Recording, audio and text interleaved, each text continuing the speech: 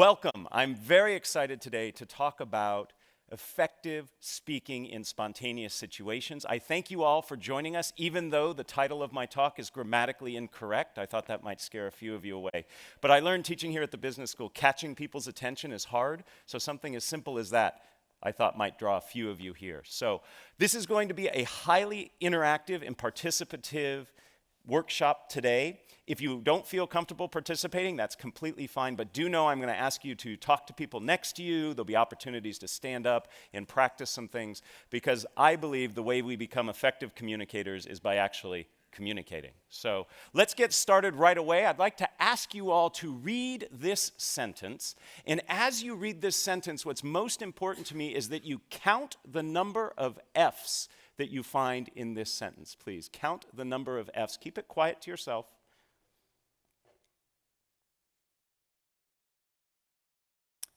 Give you just another couple seconds here.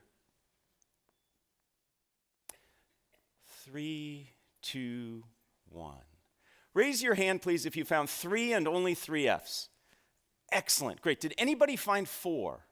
Okay. Anybody find only 5 F's? And anybody find 6? There's 6 F's. What 2-letter word ending in F did many of us miss? Of. We'll make sure to get this to you so you can torment your friends and family at a later date.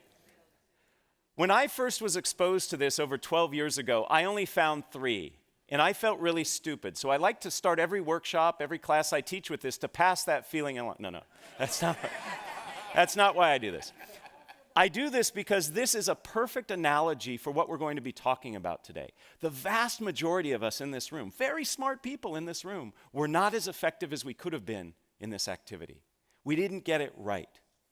And the same is true when it comes to speaking in public, particularly when spontaneous speaking. It's little things that make a big difference in being effective. So today we're going to talk about little things in terms of your approach, your attitude, your practice that can change how you feel when you speak in public. And we're going to be talking primarily about one type of public speaking. Not the type that you plan for in advance, the type that you actually spend time thinking about, you might even create slides for. These are the keynotes, the conference presentation, the formal toasts. That's not what we're talking about today. We're talking about spontaneous speaking. When you're in a situation that you're asked to speak off the cuff and in the moment. What we're going through today is actually the result of a workshop I created here for the business school. Several years ago, a survey was taken among the students, and they said, what are things we could do to help make you more successful here? And at the top of that list was this notion of responding to cold calls. Does everybody know what a cold call is?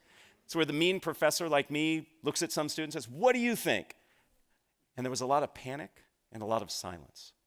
So as a result of that, this workshop was created, and a vast majority of first-year students here at the GSB go through this workshop. So I'm going to walk you through sort of a hybrid version of what they do. The reality is that spontaneous speaking is actually more prevalent than planned speaking. Perhaps it's giving introductions. You're at a dinner and somebody says, "You know so-and-so, would you mind introducing them?" Maybe it's giving feedback in the moment. Your boss turns to you and says, "Would you tell me what you think?" It could be a surprise toast. Or finally, it could be during the Q&A session. And by the way, we will leave plenty of time at the end of our day today for Q&A. I'd love to hear the questions you have about this topic or other topics related to communicating. So our agenda is simple. In order to be an effective communicator, regardless of if it's planned or spontaneous, you need to have your anxiety under control. So we'll start there. Second, what we're going to talk about is some ground rules for the interactivity we'll have today, and then finally we're going to get into the heart of what we will be covering. And again, as I said, lots of activity, and I invite you to participate. So let's get started with anxiety management. 85% of people tell us that they're nervous when speaking in public. And I think the other 15% are lying. Okay? We could create a situation where we could make them nervous too. In fact, just this past week, a study from Chapman University asked Americans, what are the things you fear most? And among being caught in a surprise terrorist attack, having your identity stolen, was public speaking. Among the top 5 was speaking in front of others. This is a ubiquitous fear and one that I believe we can learn to manage. And I use that word manage very carefully because I don't think we ever want to overcome it. Anxiety actually helps us. It gives us energy, helps us focus, tells us what we're doing is important, but we want to learn to manage it. So I'd like to introduce you to a few techniques that can work, and all of these techniques are based on academic research. But before we get there, I'd love to ask you, what does it feel like when you're sitting in the audience watching a nervous speaker present? How do you feel? Just shout out a few things. How do you feel? Uncomfortable. I heard many of you going, yes, uncomfortable. It feels very awkward, doesn't it? So what do we do? Now, a couple of you probably like watching somebody suffer, okay? But most of us don't. So what do? We sit there and we nod and we smile, or we disengage. And to the nervous speaker looking out at his or her audience, seeing a bunch of people nodding or disengaged, that does not help, okay? So we need to learn to manage our anxiety, because fundamentally, your job as a communicator, rather, regardless of if it's planned or spontaneous, is to make your audience comfortable. Because if they're comfortable, they can receive your message. And when I say comfortable, I am not referring to the fact that your message has to be sugar-coated and nice for them to hear. It can be a harsh message, but they have to be in a place where they can receive it. So it's incumbent on you as a communicator to help your audience feel comfortable. And we do that by managing our anxiety. So let me introduce you to a few techniques that I think you can use right away to help you feel more comfortable. The first has to do with when you begin to feel those anxiety symptoms. For most people, this happens in the initial minutes prior to speaking. In this situation, what happens is many of us begin to feel whatever it is that happens to you. Maybe your stomach gets a little gurgly, maybe your legs begin to shake, maybe you begin to perspire. And then we start to say to ourselves, oh my goodness, I'm nervous. Uh-oh, they're going to tell I'm nervous. This is not going to go well. And we start spiraling out of control.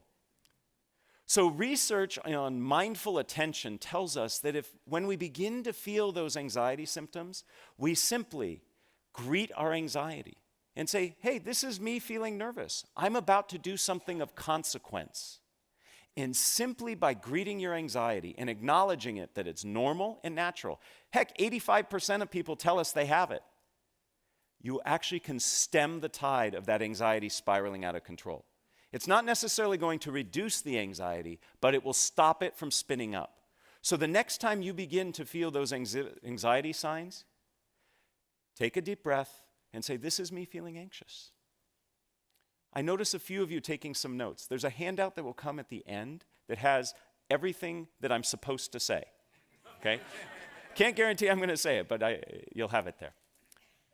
In addition to this approach, a technique that works very well, and this is a technique that I helped do some research on way back when I was in graduate school, has to do with reframing how you see the speaking situation. Most of us, when we are up presenting, planned or spontaneous, we feel that we have to do it right. And we feel like we are performing. How many of you have ever acted, done singing or dancing? I'm not going to ask for performances now. Okay. Many of you have. We should note that we could do next year maybe a talent show of alums. It looks like we got the talent there. That's great. So when you perform, you know that there's a right way and a wrong way to do it. If you don't hit the right note or your right line at the right time, at the right place, you've made a mistake. It messes up the audience. It messes up the people on stage. But when you present, there is no right way. There's certainly better and worse ways, but there is no one right way. So we need to look at presenting as something other than performance. And what I'd like to suggest is what we need to see this as is a conversation. Right now, I'm having a conversation with 100+ people rather than saying I'm performing for you. But it's not enough just to say this is a conversation. I want to give you some concrete things you can do. First, start with questions. Questions by their very nature are dialogic. They're two-way. What was one of the very first things I did here for you? I had you count the number of F's and raise your hands. I asked you a question. That gets your audience involved. It makes it feel to me as the presenter as if we are in conversation. So use questions. They can be rhetorical. They can be polling. Perhaps I actually want to hear information from you. In fact, I use questions when I create an outline for my presentations. Rather than writing bullet points, I list questions that I'm going to answer. And that puts me in that conversational mode. If you were to look at my notes for today's talk, you'll see it's just a series of questions.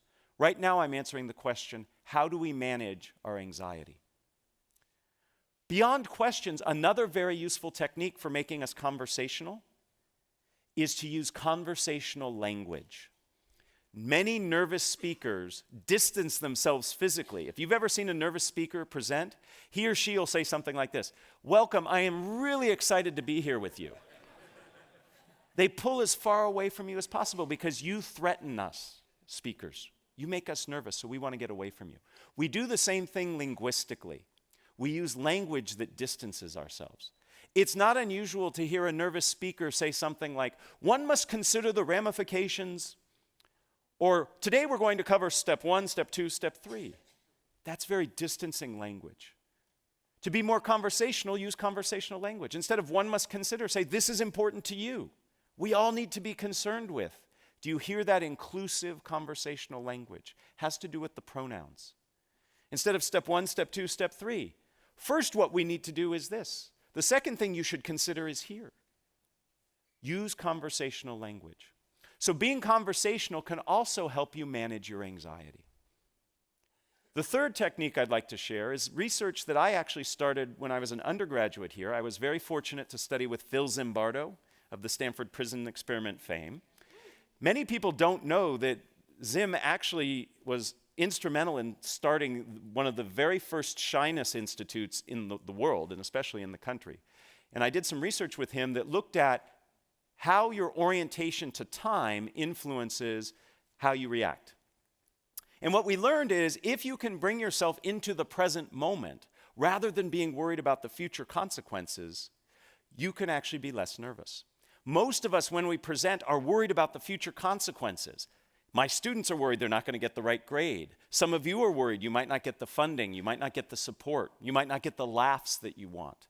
All of those are future states. So if we can bring ourselves into the present moment, we're not going to be as concerned about those future states, and therefore we'll be less nervous. There are lots of ways to become present-oriented. I know a professional speaker. He's paid $10,000 an hour to speak. It's a good gig. He gets very nervous. He's up in front of crowds of thousands. Behind the stage, what he does is 100 push-ups right before he comes out. You can't be that physically active and not be in the present moment. Now, I'm not recommending all of us go to that level of exertion because he starts out of breath and sweaty, right? But a walk around the building before you speak, that can do it. There are other ways. If you've ever watched athletes perform and get ready to do their event, they listen to music. They focus on a song or a playlist that helps get them in the moment. You can do things as simple as counting backwards from 100 by tough numbers like 17. I'm going to pause because I know people in the room are trying. Yeah. Gets hard after that third or fourth one, I know. My favorite way to get present-oriented is to say tongue twisters. Saying a tongue twister forces you to be in the moment, otherwise you'll say it wrong. And it has the added benefit of warming up your voice. Most nervous speakers don't warm up their voice. They retreat inside themselves and start saying all these bad things to themselves. So saying a tongue twister can help you be both present-oriented and warm up your voice. Remember I said today we're going to have a lot of participation? I'm going to ask you to repeat after me my favorite tongue twister. And I like this tongue twister because if you say it wrong, you say a naughty word. And I'm going to be listening to see if I hear any naughty words this morning. Okay? Repeat after me. It's only 3 phrases. I slit a sheet. A sheet I slit. And on that slitted sheet I sit. Oh, very good. No shits. Excellent. Very good. Now, in that moment, you weren't worried about, I'm in front of all these people, this is weird, this guy's having me do this. You were so focused on saying it right and trying to figure out what the naughty word was that you were in the present moment. That's how easy it is. So it's very possible for us to manage our anxiety. We can do it initially by greeting the anxiety when we begin to feel those signs. We can do it when we reframe the situation as a conversation, and we do it when we become present-oriented. Those are 3 of many tools that exist to help you manage your anxiety. If you have questions about other ways, I'm happy to chat with you. And at the end, I'm going to point you to some resources that you can refer to help you find additional sources for you. So let's get started on the core part of what we're doing today, which is how to feel more comfortable speaking in spontaneous situations. Some very simple ground rules for you. First, I'm going to identify 4 steps that I believe are critical to becoming effective at speaking in a spontaneous situation. With each of those steps, I'm going to ask you to participate in an activity. None of them are more painful than saying the tongue twister out loud. They may require you to stand up, they might require you to talk to the person next to you, but none of them are painful. And then finally, I'm going to conclude with a phrase or saying that comes from the wonderful world of improvisation. Through the continuing studies program here at Stanford, for the past 5 years, I have co-taught a class with Adam Tobin. He is a lecturer in the creative arts department. He teaches film and new media, and he's an expert at improv. And we've partnered together to help people learn how to speak more spontaneously. We call it improvisationally speaking. And Adam has taught me wonderful phrases and ideas from improv that I want to impart to you that really stick. That's why I'm sharing them with you, to help you remember these techniques. And again, at the end of all this, you'll get a handout that has this listed. So let's get started. The very first thing that gets in people's way when it comes to spontaneous speaking is themselves.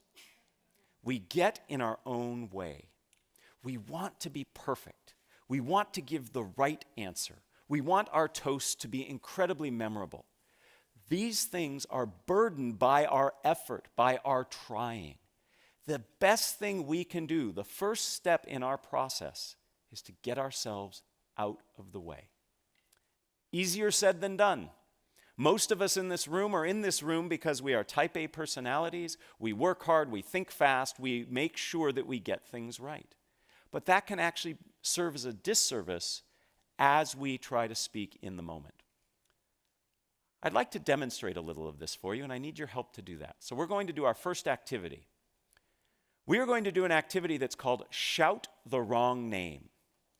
In a moment, if you are able and willing, I'm going to ask you to stand. And I am going to ask you for about 30 seconds to look all around you in this environment, and you are going to point at different things. And I know it's rude to point, but for this exercise, please point. I want you to point to things, and you are going to call the things you are pointing to out loud anything but what they really are. So I might point to this and say refrigerator.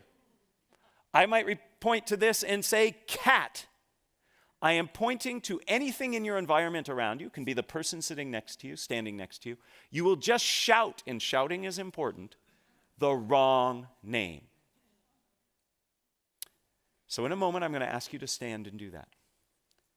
Please raise your hand if you already have the first 5 or 6 things you're going to call out. Yeah, that's what I'm talking about. We stockpile. You all are excellent game players. I told you the game. Shout the wrong name. And you have already begun figuring out how you're going to master the game. That's your brain trying to help you get it right. I'd like to suggest the only way you can get this activity wrong is by doing what you've just done. Okay? There is no way to get this wrong. Okay? Even if I call this a chair, no penalty will be bestowed upon you. Okay? Because I won't know what you were pointing at. You could have been pointing at the floor under the chair, and you called the floor the chair, and you were fine. The point is, we are planning and working to get it right, and there is no way to get it right. Just doing it gets it right.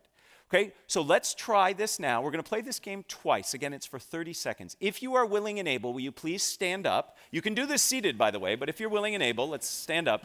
Okay, in a moment, I am about to say go, and I would like for you to point at anything around here, including me. It's okay to point at me. I hope it's not a bad thing you say when you point at me, but point at different things and loudly and proudly call them different than what they are. Ready? Begin. Porcupine, California, salt shaker, car, library, tennis racket, purple, Orange. Putrid. Hello. Time.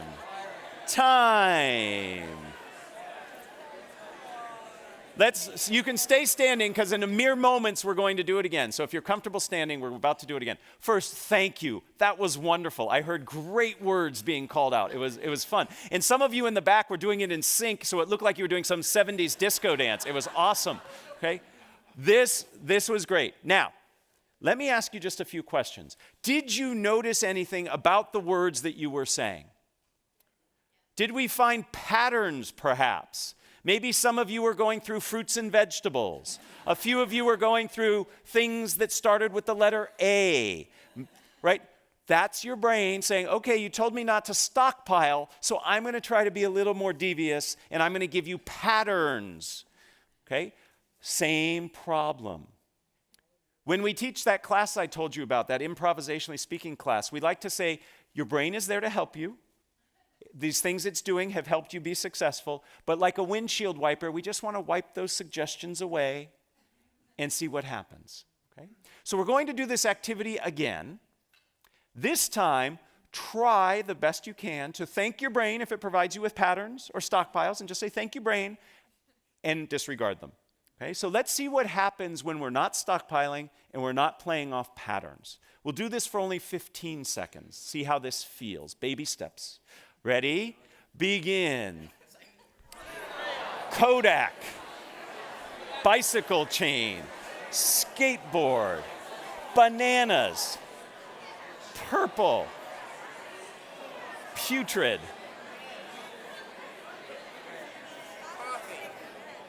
Time. Please have a seat. Thank you again. Did you notice a difference between the second time and the first time? Yes. Was it a little easier that second time? No. That's okay. We're just starting. These skills are not like a light switch. It's not like you learn these skills and then all of a sudden you can execute on them. This is a wonderful game. This is a wonderful game to train your brain to get out of its own way. You can play this game anywhere, anytime. I like to play this game when I'm sitting in traffic. Makes me feel better. I shout things out.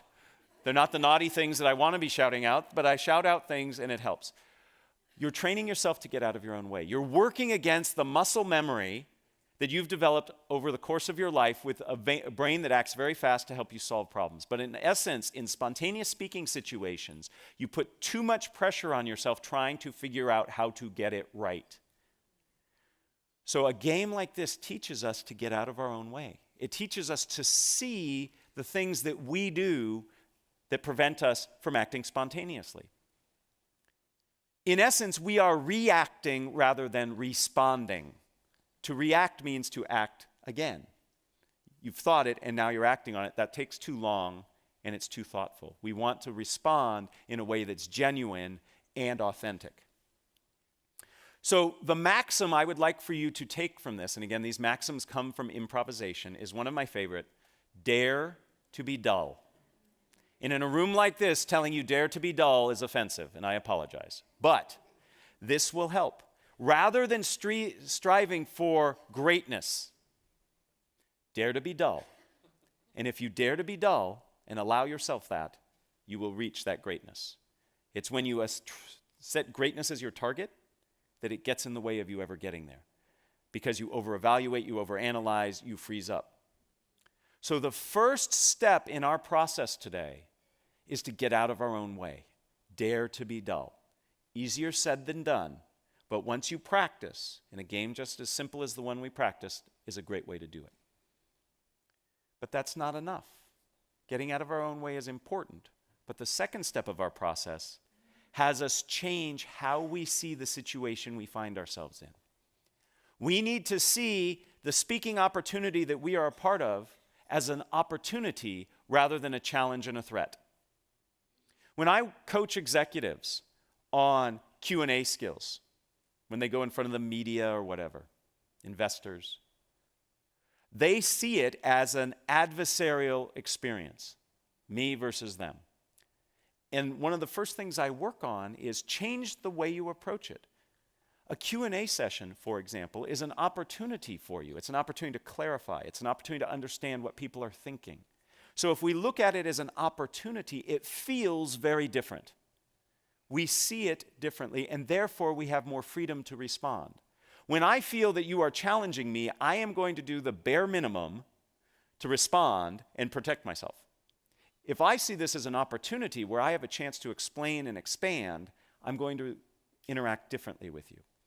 So spontaneous speaking situations are ones that afford you opportunities. So when you're at a corporate dinner and your boss turns to you and says, "Oh, you know him better than the rest. Would you mind introducing him?" You say, "Great, thank you for the opportunity," rather than, right? I better get this right. So see things as an opportunity. I have a game to play to help us with this. This is a fun one. The holidays are approaching. We all in this room are going to give and receive gifts. Here's how this game will work. It works best if you have a partner. So I'm hoping you can work with somebody sitting next to you. If there's nobody sitting next to you, you turn around, introduce yourself, great way to connect. If not, you can play this game by yourself. It's just a little harder and you can't do the second part of the game. So after I explain the game, this gives you a chance to get to know somebody. Here's how it works. If you have a partner, you and your partner are going to exchange imaginary gifts. Okay? Pretend you have a gift. It can be a big gift, it can be a small gift. And you will give your gift to your partner. Your partner will take the gift and open it up and will tell you what you gave them. Because you just gave them a gift. So you are going to open up the box and you're going to look inside and you are going to say the first thing that comes to your mind in the moment, not the thing you have all just thought of.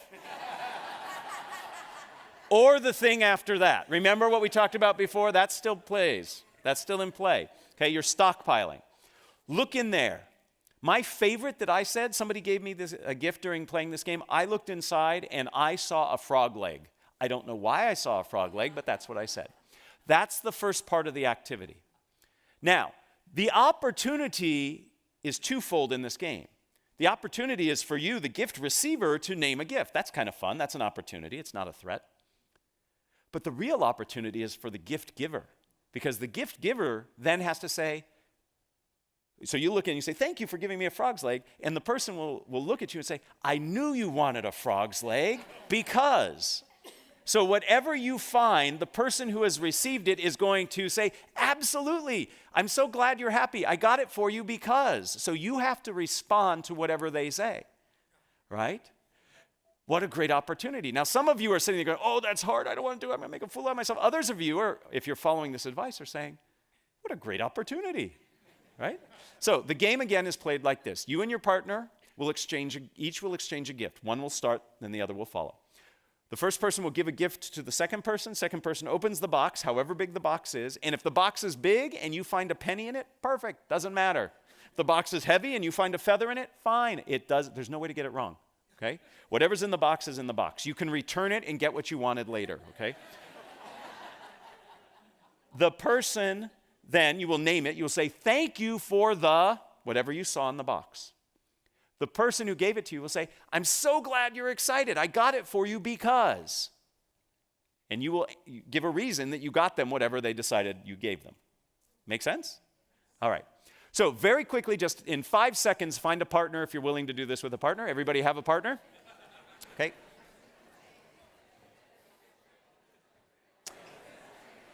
All right. In your partnerships, pick an A person and a B person. You may stand or sit. It's totally up to you. Pick an A and pick a B. Okay? B goes first. Ha, ha, ha. All right. B, give A a gift. B, give A a gift. A, thank them. And then B will name and give the reason they gave it to him.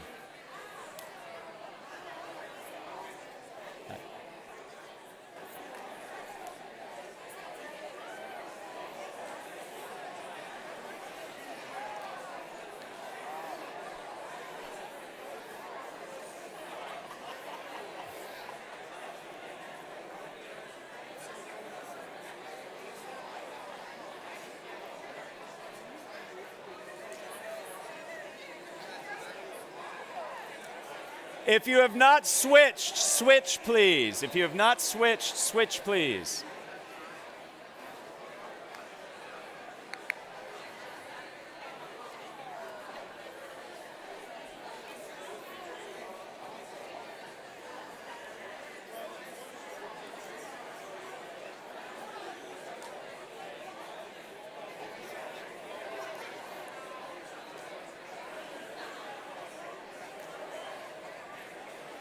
Let's wrap it up in 30 seconds, please. Let's wrap it up.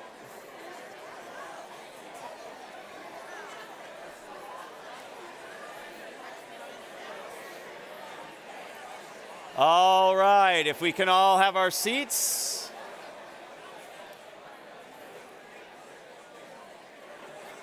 If we can all take our seats, please. I know I'm telling a room of many MBA alums to stop talking, and that's hard.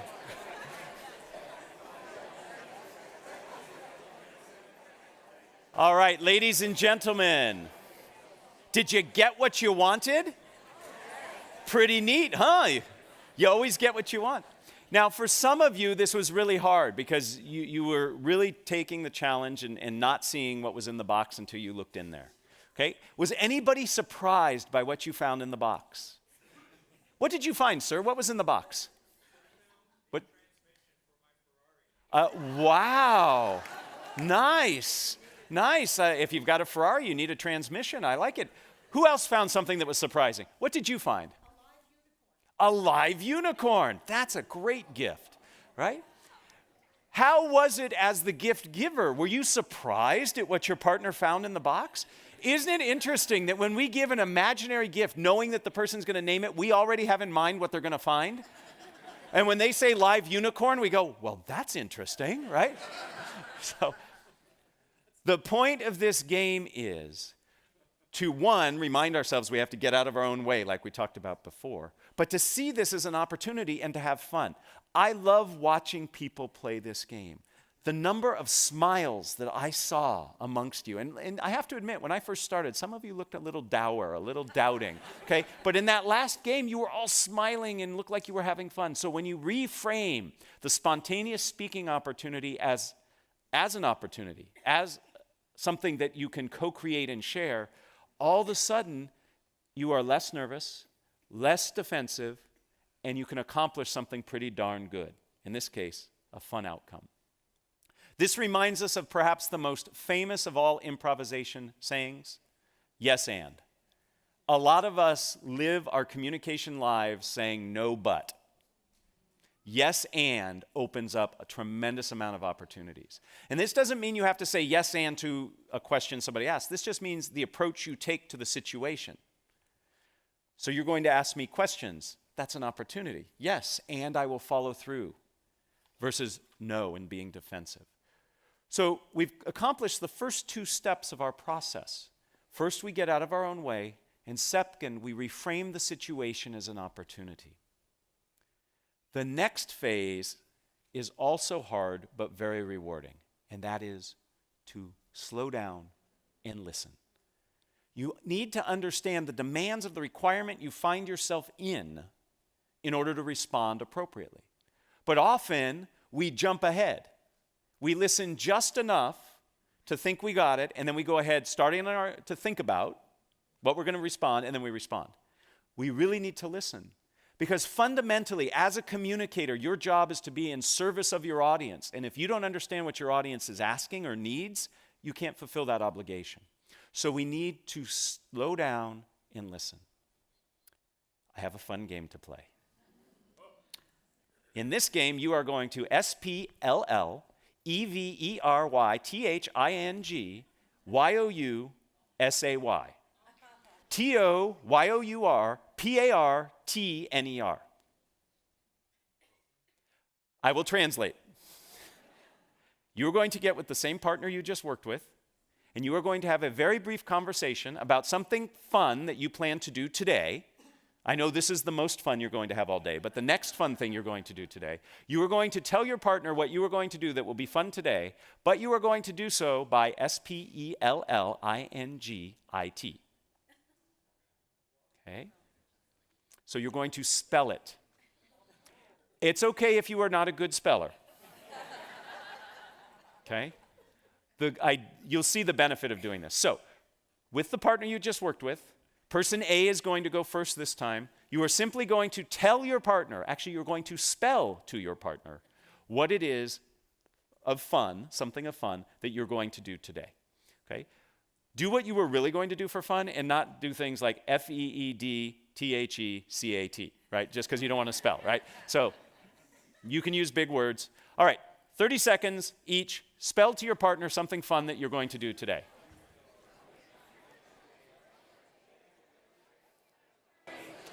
Would you like to play?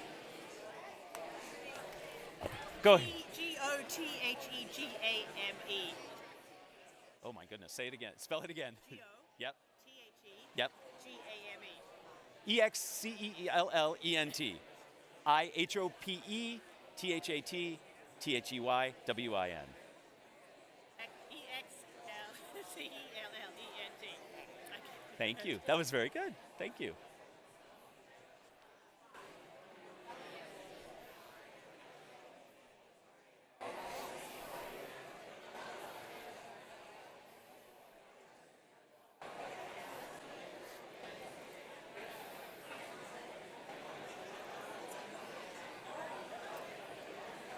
If you have not switched, switch. Take 30 more seconds with the new partner spelling.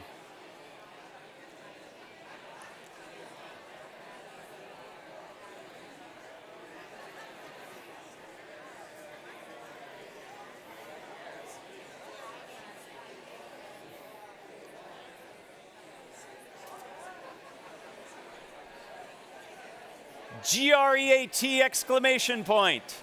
THANKYOU, PLEASE, TAKEYOURSEAT.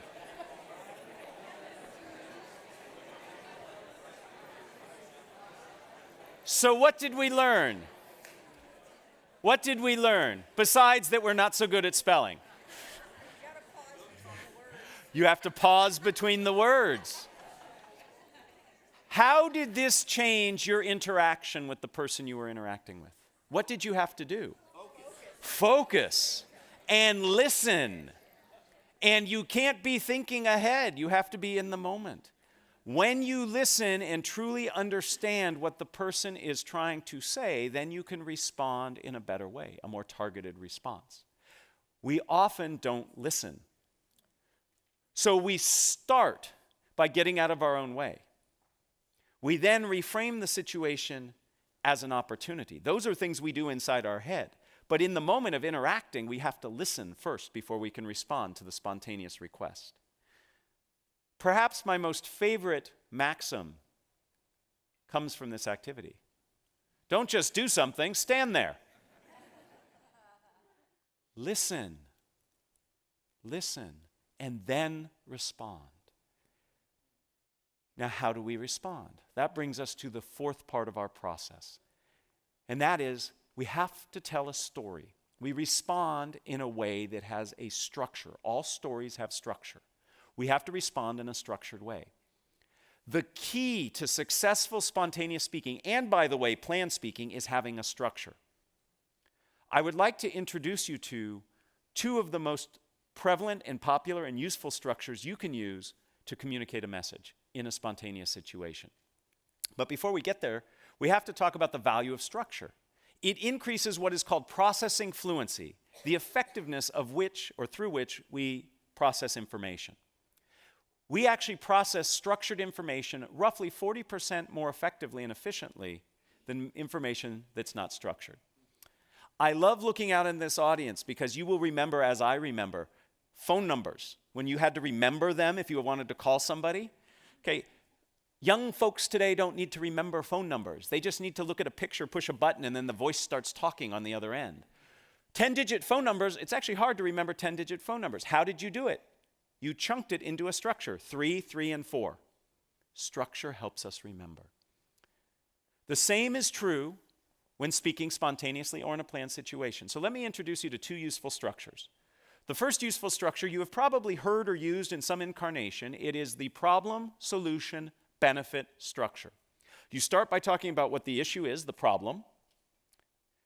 You then talk about a way of solving it, and then you talk about the benefits of following through on it. Very persuasive, very effective. Helps you as the speaker remember it, helps your audience know where you're going with it. When I was a tour guide on this campus many, many, many years ago, what do you think the single most important thing they drilled into our head? It took a full quarter, by the way, to train to be a tour guide here. They used to line us up at one end of the quad and have us walk backwards straight, and if you failed, you had to start over. To this day, I can walk backwards in a straight line because of that. As part of that training, what do you think the most important thing they taught us was? Never lose your tour group.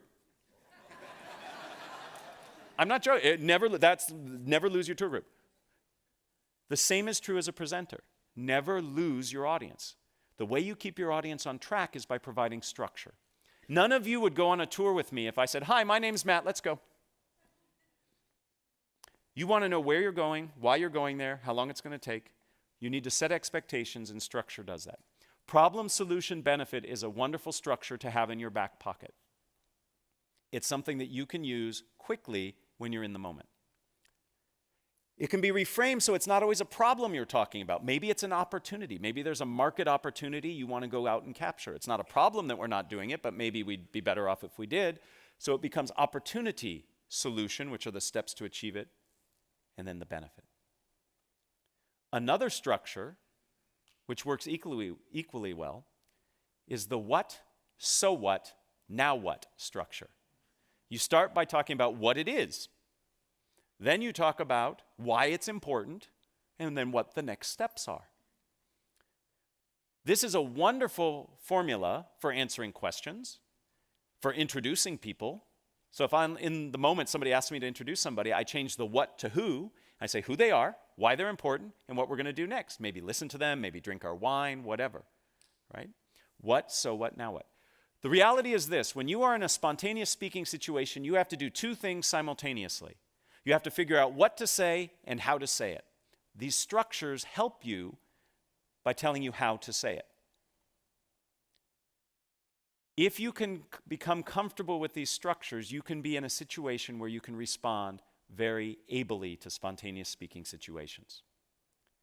We're going to practice, because that's what we do. Here's the situation. Is everybody familiar with this child's toy? It's a Slinky. Okay? You are going to sell this Slinky to your partner using either problem, solution, benefit, or opportunity, solution, benefit. What does the Slinky provide you? Or you could use what, so what, now what? What is it? Why is it important? And the next steps might be to buy it. Okay? So by using that structure, see how already it helps you? It helps you focus. Get with your partner, and we're only going to have one partner sell to the other partner. Okay? So get with your partner. One of you will volunteer to sell to the other. Okay? Sell a Slinky using problem, solution, benefit, or what, so what, now what. Please begin.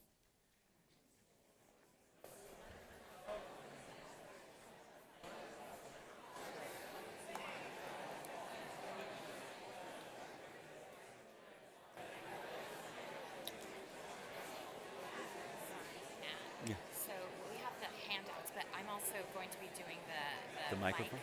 So when I debrief this, you can go ahead and pass them out. Okay, Does so that make sense? After Q&A? No, after this activity. Okay, and then after that we'll do Q&A. Correct.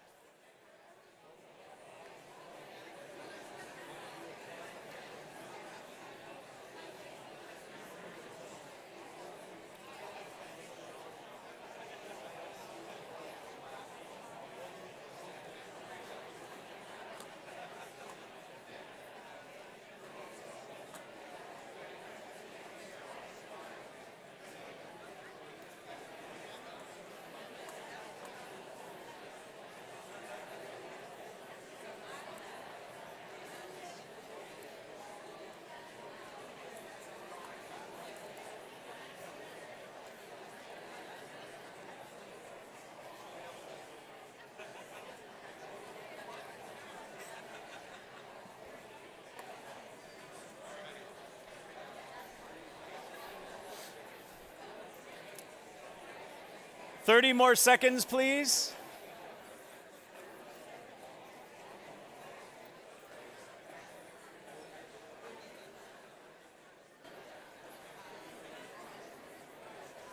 Excellent. Let's all close the deal, seal the deal.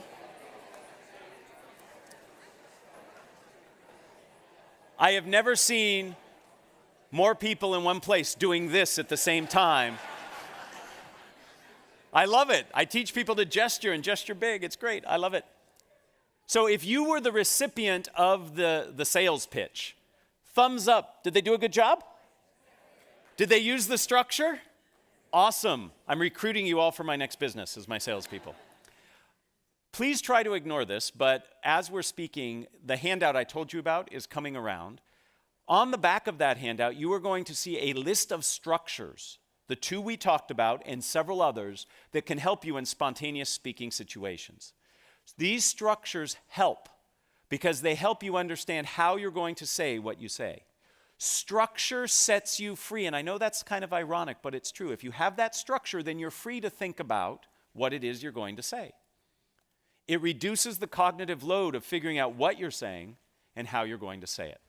All of this is on that handout. Okay? So what does this all mean? It means that we have within our ability the tools and the approaches to help us in spontaneous speaking situations. The very first thing we have to do is manage our anxiety, because you can't be an effective speaker if you don't have your anxiety under control. And we talked about how you can do that by greeting your anxiety, reframing as a conversation, and being in the present moment. Once you do that, you need to practice a series of 4 steps that will help you speak spontaneously. First, you get out of your own way. I would love it if all of you, on your way from here to the football game, point at things and call them the wrong name. It'll be fun. If most of us do it, then it won't be weird. If only 1 and 2 of us do it, it'll be weird. Right? Second, give gifts.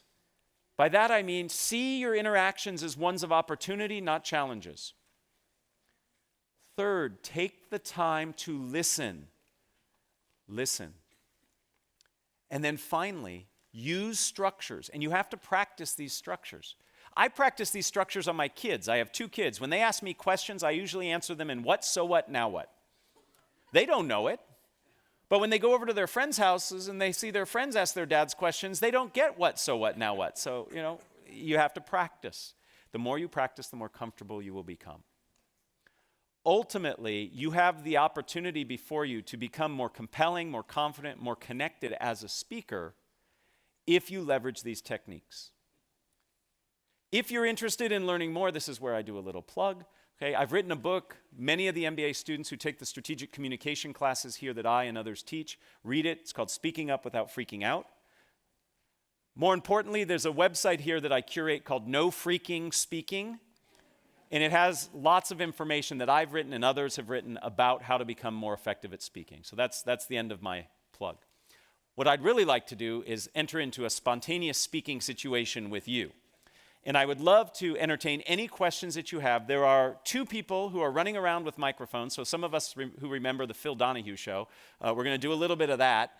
If you have a question, the microphone will come, and I'm happy to answer it. I think if you... Is it on? Yeah. Okay. We can hear you. Great. Can you talk about hostile situations?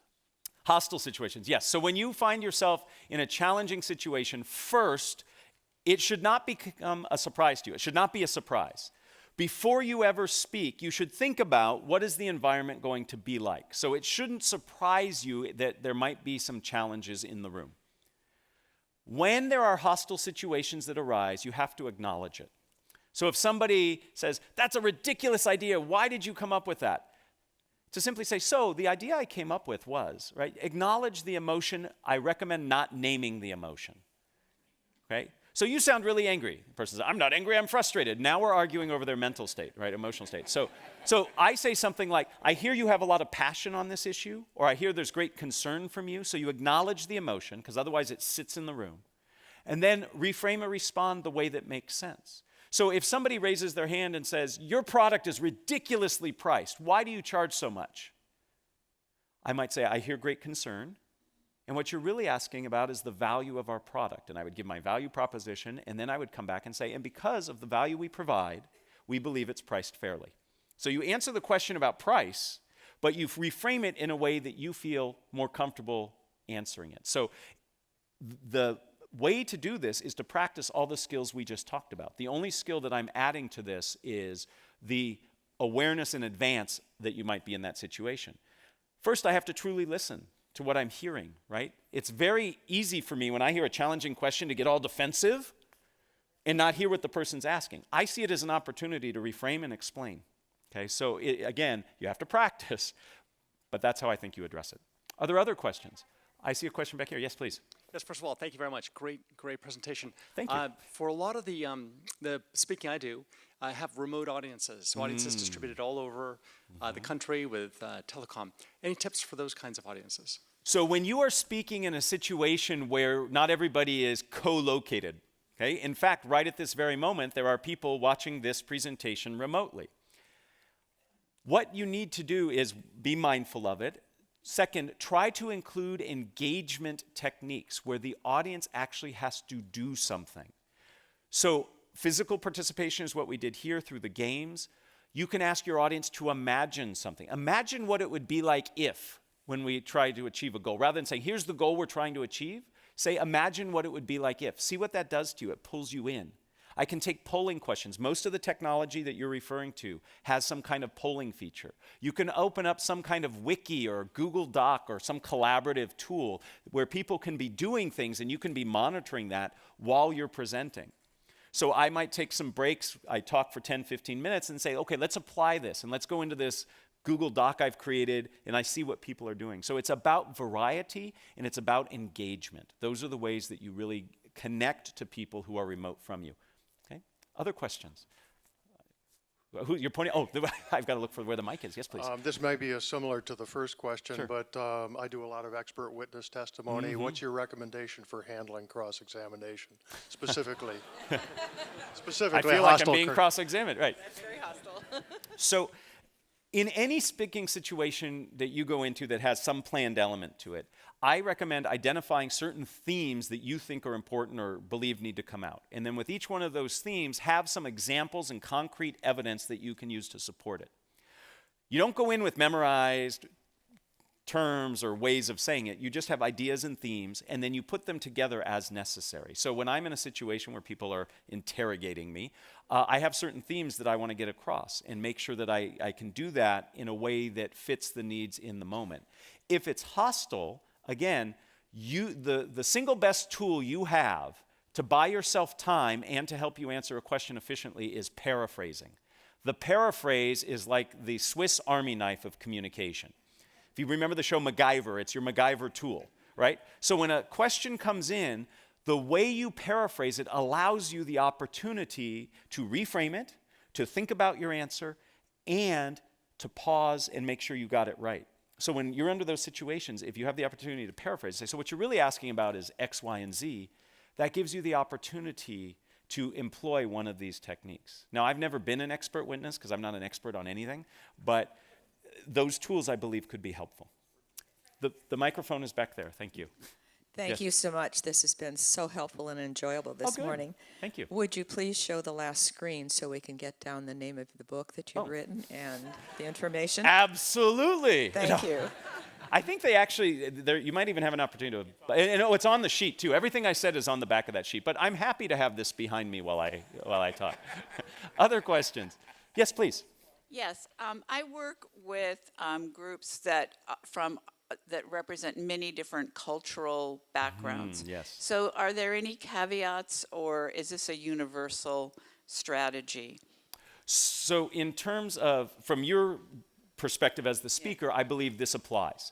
But whenever you communicate, part of the listening aspect is also thinking about is who is my audience and what are their expectations? So what are the cultural expectations of the audience that I'm presenting to? So there might be certain norms and rules that are expected. So when I travel and do talks, I have to take into account where I'm doing the presentation. So I help present in the Ignite program. And if you have not heard about the Ignite program here at the GSB, it's fantastic. And I just did a presentation standing in one of these awesome classrooms that have all these cameras, and I just taught 35 people in Santiago, Chile. Right? And I needed to understand the cultural expectations of that area and what they expect and what they're willing to do when I ask them to participate. So it's a part of that listening step where you reflect on what are the expectations of the audience. I think we have time for 2 more questions, and then I'm going to hang around afterwards if anybody has individual questions, but some of these folks really want me to keep on schedule. Yes, please. I wanted to ask a question. One of the things that you've done effectively in your talking, and I've seen other effective speakers do, is interject humor in their talk. What are the risks and rewards of trying to do that? Well, first, thank you, and I appreciate all of you laughing. That's the sum total of all my jokes. You've heard them. I am not funny beyond those jokes. So humor is wonderfully connecting. It's wonderfully connecting. It's a great tool for connection. It is very, very risky. Cultural reasons get in the way. Sometimes what you think is funny isn't funny to other people. What research tells us is that if you're going to try to be funny, self-deprecating humor is your best bet, okay? Because it is the least risky. There is nothing worse than putting out a joke and having no response. It actually sets you back farther than if you would have gotten, where you would have gotten if the joke would have hit. So, basic fundamentals you need to think about with humor. 1, is it funny? How do I know? I ask other people first. 2nd, what happens if it doesn't work? Have a backup plan, right? And then 3rd, if you're worried about the answers to those first 2, don't do it, right? One last question, please. The microphone is right here. And then, like I said, I will hang around afterwards. Yes, please. I am sort of on the opposite side of this since I am a journalist and I frequently have to ask spontaneous questions of people who have been through media training. Yes. So any tips for chinks in the armor, way to ask a question without being antagonistic but get a facsimile of a straight answer? Well, so let me give you 2 answers. One is I have young boys, and the power of the why is great. Just ask why a couple times, and you can get through that first 2 layers of training. You know, why do you say that? How do you feel about that? The second bit is what I have found successful in getting people I do this to get people to answer in a more authentic way. What I'll do is I'll ask them to give advice. So what advice would you give somebody who's challenged with this? Or what advice would you give to somebody in this situation? And by asking for the advice, it changes the relationship they have to me as the question asker, and I often get much more rich, detailed information. So the power of the why, and then put them in a position of providing guidance, and that can really work. With that, I am going to thank you very much. I welcome you to ask questions later, and enjoy the rest of your reunion weekend. Thank you.